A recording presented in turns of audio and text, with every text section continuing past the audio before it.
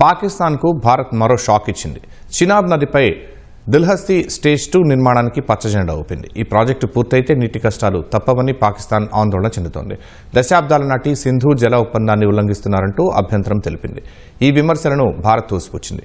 ఉగ్రవాదాన్ని ఎగదోస్తూ నీళ్లు పంచమంటే అస్సలు కుదరదని తేల్చి చెప్పింది.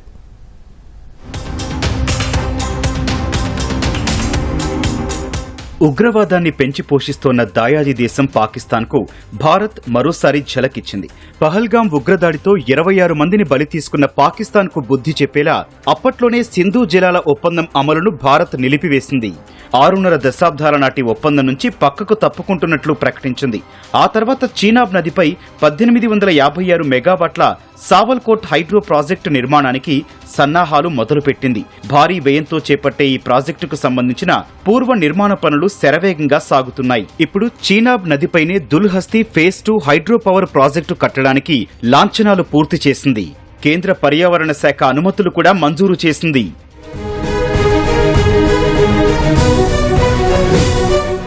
దుల్హస్తీ ఫేజ్ 2 ఏంటి అంటే జమ్మూ కశ్మీర్లోని కిష్త్వర్ ప్రాంతంలో భారత్ ఈ ప్రాజెక్టు నిర్మిస్తుంది.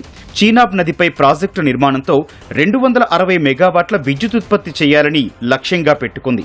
ఇందుకోసం 3200 కోట్ల రూపాయలు ఖర్చు చేయనుంది. ఇది కొత్త ప్రాజెక్టులా అనిపించినా సాంకేతికంగా పాతదే.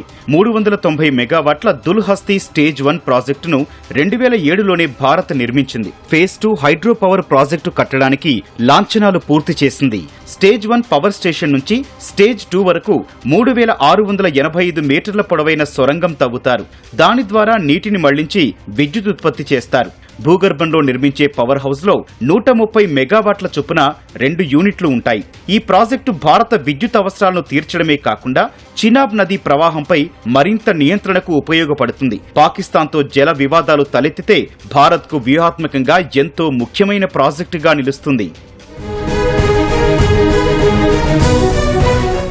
దుల్హస్తీ ఫేజ్ 2 నిర్మాణం చేపట్టడంపై పాకిస్తాన్ అభ్యంతరం తెలిపింది. సింధు జలాల ఒప్పందాన్ని ఉల్లంఘించడం సరికాదని ఆ దేశ మాజీ మంత్రి ఎగువ సభ సెనేటర్ షెర్రీ రెహమాన్ అన్నారు.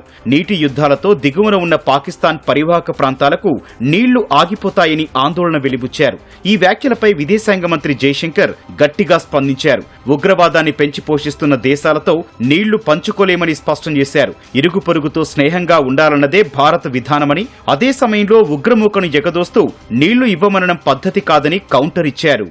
Many years ago we agreed to a water sharing arrangement, because the belief, the underpinning of that was it was a gesture of goodwill, because for good neighborliness we were doing it. But if you had decades of terrorism, there is no good neighborliness. If there is no good neighborliness, you don't get the benefits of that good neighborliness. You can't say I will, please share water with me, but I will continue terrorism with you. That's not reconcilable.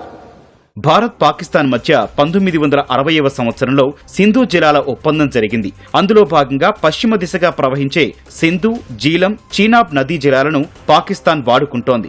తూర్పు దిశగా పరుగులు తీసే రావి, బియాస్, సట్లెజ్ నదీ జలాలను భారత్ వినియోగించుకుంటోంది. అప్పటి నుంచి సింధు, చీనాబ్, జీలం జలాలపై భారత్కు పరిమిత అధికారాలే ఉన్నాయి. దీనివల్ల ఎక్కువ నీటిని నిల్వ చేసే అవకాశం లేకుండా పోయింది.